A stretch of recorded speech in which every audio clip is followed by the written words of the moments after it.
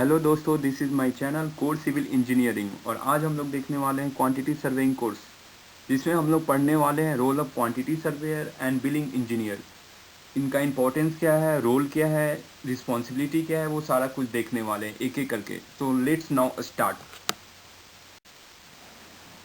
सो quantity surveyor किसे कहते हैं? Quantity surveyor is a person whose job is to calculate quantities for a project.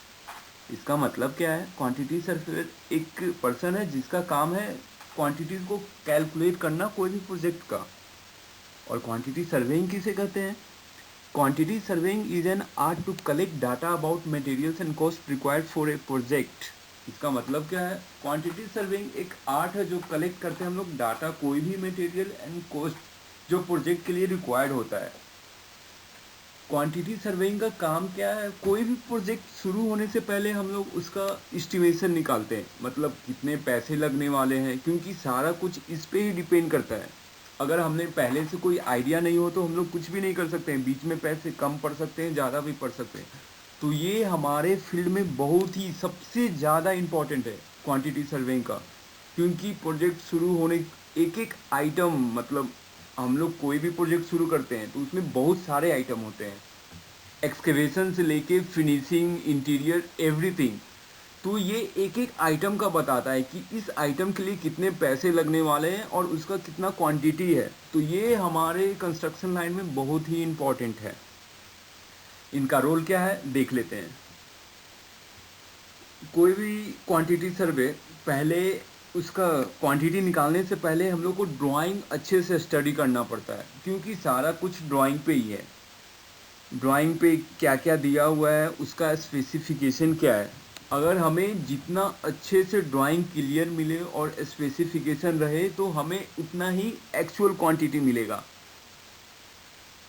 और calculate जो quantity करते हैं एक्चुअली साइट पे कभी कभी एज पर कंडीशन होता है, पर हम लोग यहाँ पे क्वांटिटी जो निकालते हैं वो ड्राइंग से निकालते हैं।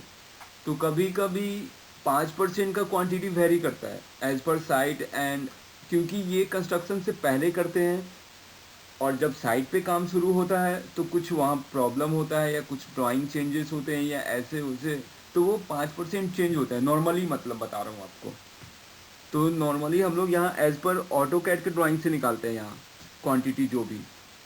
कभी कभी कोई आइटम जो हम लोग निकालते हैं उसका तो रेट नहीं रहता है हमें, या मार्केट में रेट चल रहा है बट फिर भी कोई नया आइटम आ गया जो हम लोग जो कभी काम नहीं किए हैं, तो उसका हम लोग रेट एनालिसिस निकालते हैं उस आइटम का according to material and labour rate क्या चल रहा है। कभी कभी क्या लेबर रेट ना वेरी करता है प्लेस टू प्लेस और मटेरियल भी, तो इसीलिए कोई भी आइटम का रेट देखोगे, कभी इस प्लेस पे इतना है तो अदर प्लेस पे ज़्यादा लगे, कम ज़्यादा रहेगा, ऐसा देखोगे आप कहीं भी।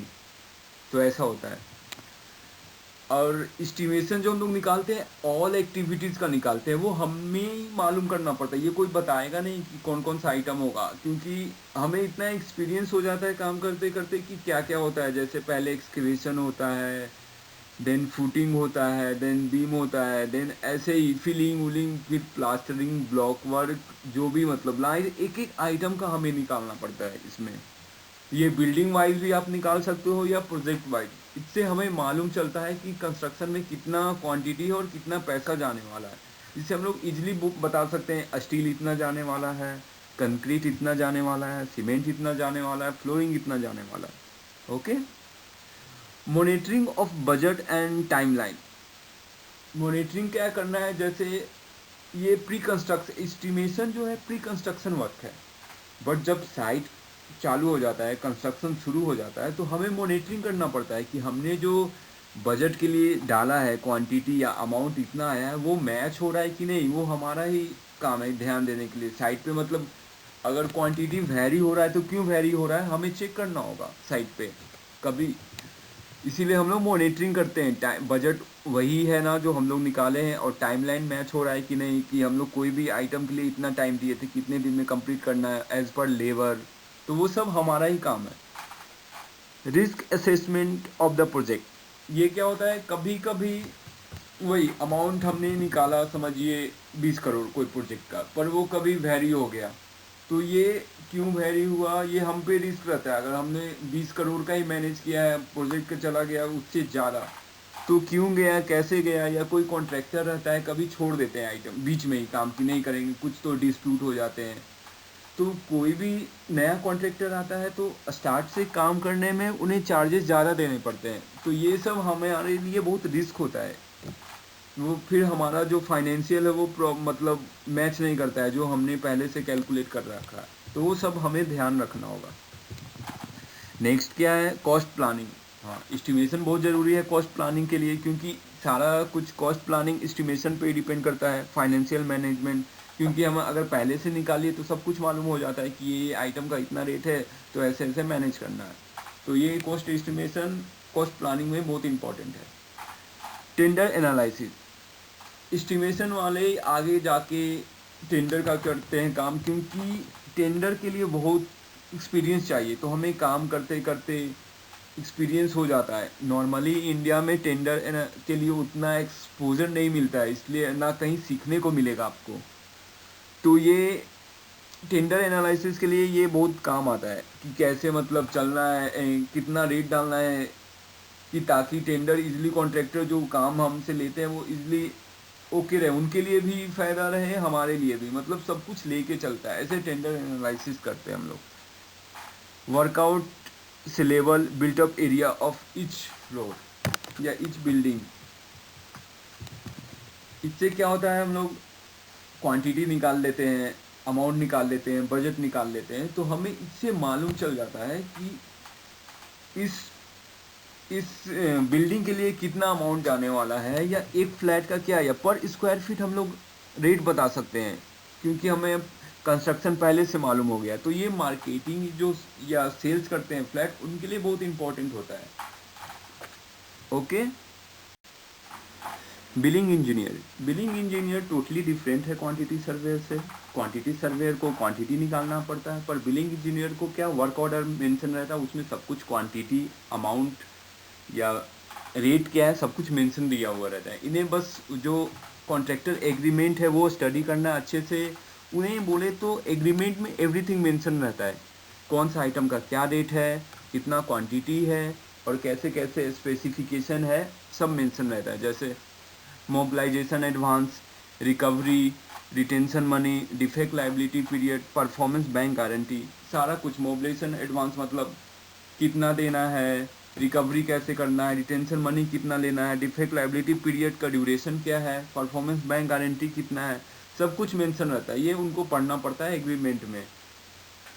और बिलिंग क्या करते हैं, billing engineer every month in लोग प्रिपेयर करते हैं बिल। जैसे साइट पे एक मंथ में कितना काम हुआ, ये बिल बनाएंगे एज पर मेजरमेंट। अगर कुछ कभी कभी क्या साइट पे होता है, ड्राइंग में कुछ और रहेगा, पर एज पर साइट कंडीशन वो चेंज होता है, तो इन्हें साथ में एक JMR अटैच करते हैं, जॉइंट मेजरमेंट शीट।